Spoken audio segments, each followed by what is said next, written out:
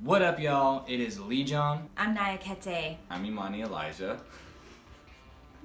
We're in pop reggae band SayReal. In SayReal, we're all about being the change we wish to see in the world, and our Realsayers champion that message. Every week, we share a new idea around this subject. Today we are going to be discussing meditation.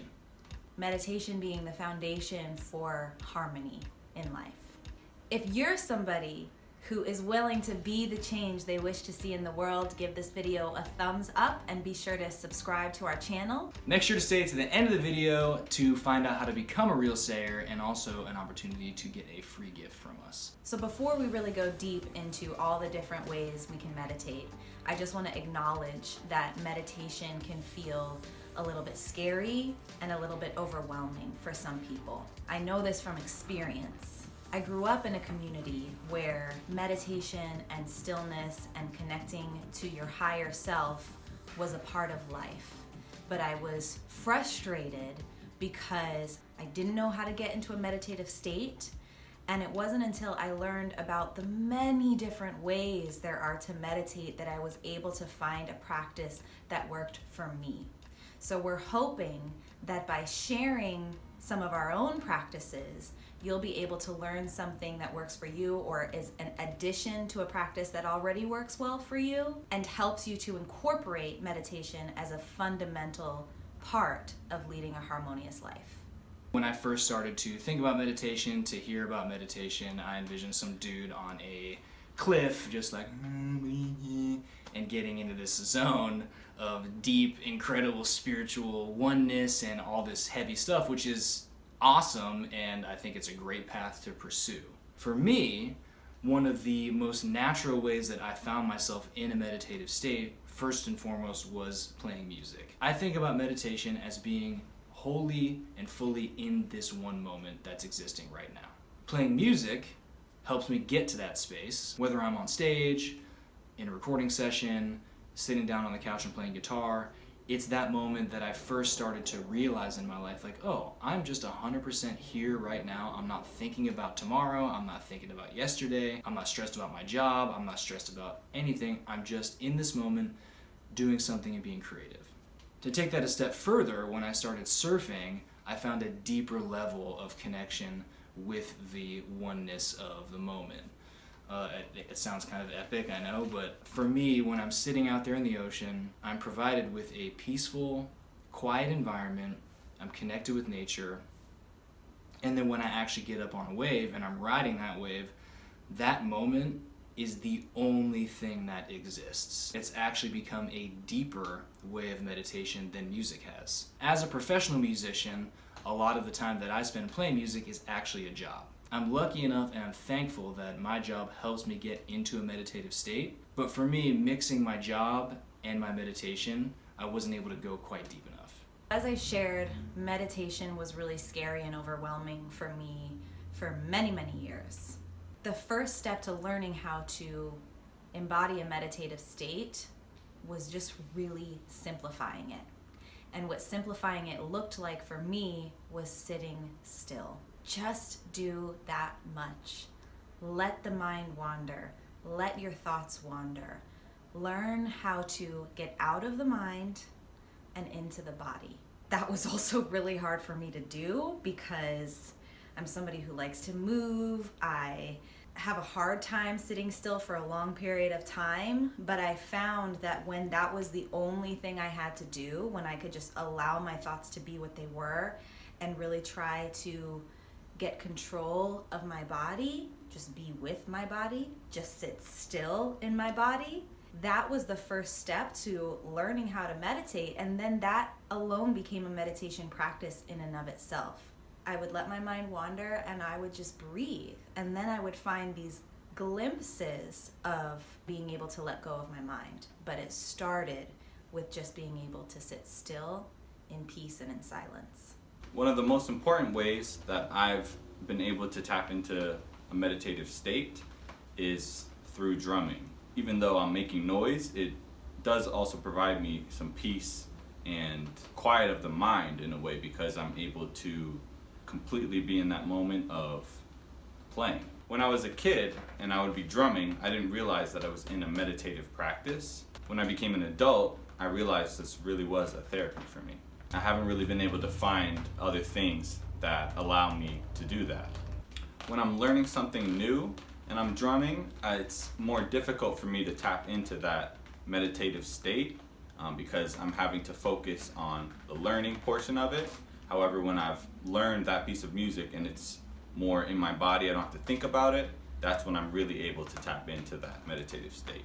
When you first start meditating, it's not necessarily going to be super easy to get into a state where your mind isn't going crazy. Especially in this modern era, we're always on our phone, we're always calling people, we're answering emails, we're watching TV, we're out and about in the world. It's loud, it's bright, there's a lot of information coming at our brains.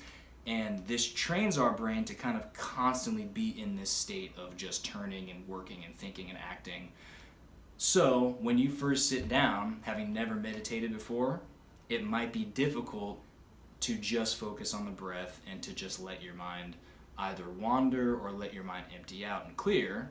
I remember myself and Naya were in the sauna a while back, and we were both meditating. We actually both happened to get into this very deep state of meditation. And we came out of the sauna and we were both like, wow, we really got deep in there for some reason. And then Naya asked me, she's like, so what do you do? What are you thinking about when you meditate? And I was like, well, this is my visualization. Sometimes when I'm meditating and I can't just sit and breathe and my mind is cluttered, I envision the universe, which is my head. I envision a glass floor suspended in the universe, which is my mind. On top of that glass floor is all of this dust and crap and mangled things and all this stuff going on, and those are all the thoughts and the emotions that are just cranking around inside of my dome. The visualization that I have is I'm on the floor, I have a broom, and each breath, taking that broom in and out, in and out. And I'm sweeping all of those thoughts and all that chaotic information that is just clogging my zen up. I'm sweeping that off the floor into the universe, and it falls away. And generally, I find that if I do this visualization and I stick with it for anywhere from 5 to 15 minutes, I always get into a deeper state of relaxation, and I'm always able to clear my mind a bit more effectively than if I just try to sit there and breathe only. I like to think of meditation being an ongoing, developing practice. One of the things that I incorporated as the next step in my practice after learning how to have control of my body by sitting still was I counted my breaths. I would inhale, and that would be 1, exhale, and that would be 2, up to 10, and then repeat.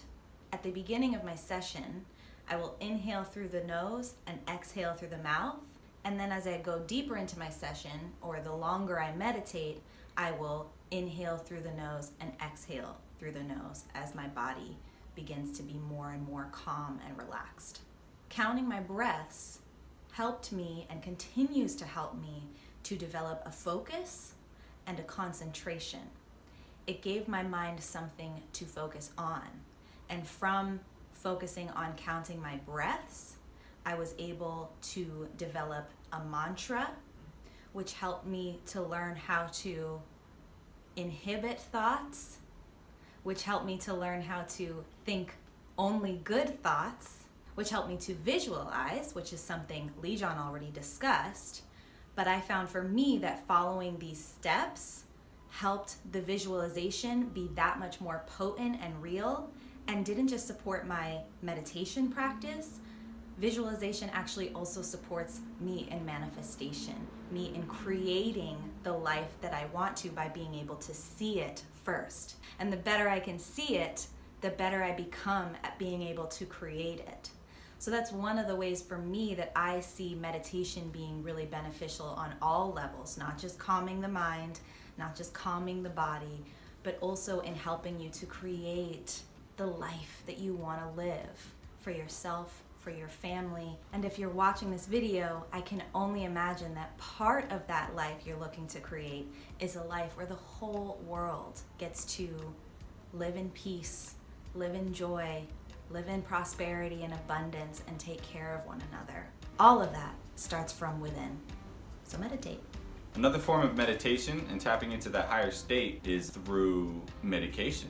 My personal choice of medication would be marijuana. As Bob says, the herb reveals yourself to yourself.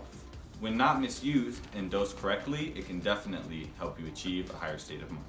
In conclusion, meditative can be a state of being that you can access any time of day, wherever you are. It doesn't mean that you have to go sit quietly and do your breathing meditation. It doesn't mean that you have to go out and surf. It doesn't mean that you have to get on stage and play some music. What it does mean is that you can incorporate those aspects of being in a meditative state into the other aspects of your life. Let's say you're driving down the street, maybe instead of blasting music, lighting up a cigarette and hollering at the chicks you see walk by, turn the music down, you do your breathing, you get present with the moment and be open to all the things that are happening around you. Naya likes to call this meditation in motion. It's one of the reasons why she's in the gym so much. It's one of the aspects that I put into my gym workouts and into the other ways that I live my life, whether I'm doing the dishes, whether I'm sweeping the floor, whether I am doing a video for you guys here on YouTube. Thank you guys so much for watching this video. We would love it if you would try out some of these techniques and let us know if they helped you in your practice. We want you to hit the link below. We are building a community of Realsayers who are people like-minded, dedicated to being the change they wish to see in the world. If you want to become a Realsayer, hit the link below in the description. You're also going to get 3 free songs from your favorite band, SayReal. Peace with Lee John. Peace out. Yeah, and peace. Shaka. Blessings. Yeah. Zulu. Getting shacked. Golden lady, golden lady, I like to go there.